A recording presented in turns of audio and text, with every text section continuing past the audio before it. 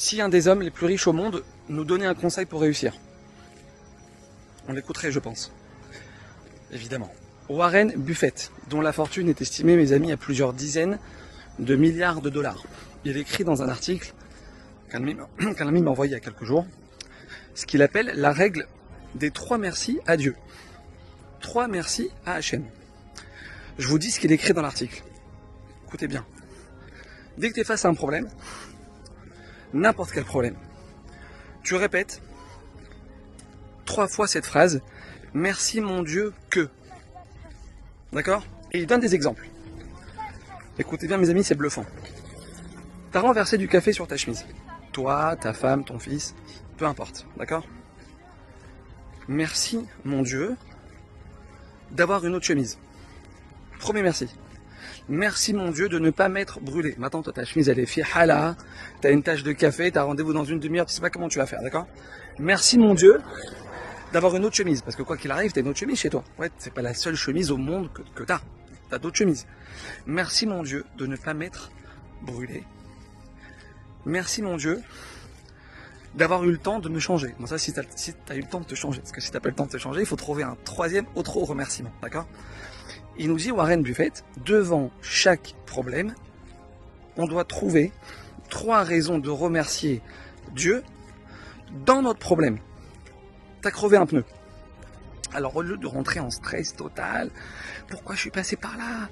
J'en ai marre. C'est quoi cette vie pourrie? Et c'est quoi cette voiture qui veut rien dire? Ouais. Merci Dieu d'avoir une voiture.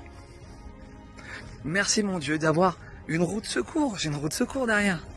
Merci mon Dieu que mon téléphone il est chargé. 3 merci à Dieu. Et il nous dit Warren Buffett, c'est quoi la logique en fait qui se cache derrière cette règle des 3 merci?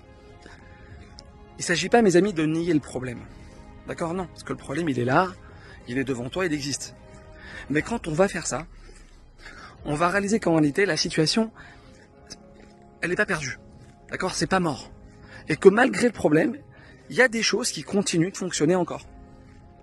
Pourquoi? Pourquoi c'est important de faire ça? Parce que le cerveau humain, il a une tendance naturelle, écoutez bien, ça c'est important, à donner plus de valeur à ce qui nous manque à ce qu'on a déjà. Et donc, quand on va aller dans le problème, chercher 3 choses qui vont encore bien. Dans le problème, on va aller chercher 3 choses qui vont encore bien. Et nous dit Warren Buffett, qui a quand même bien réussi dans la vie, je pense.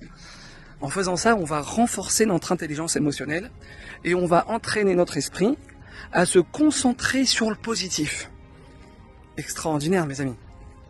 C'est-à-dire qu'on va se reformater, on va créer une énergie en nous qui va nous permettre de voir les choses positivement.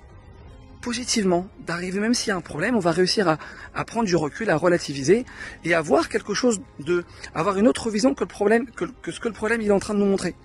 Alors que quand on se plaint, on affaiblit notre esprit et on entraîne notre cerveau à se concentrer sur le négatif.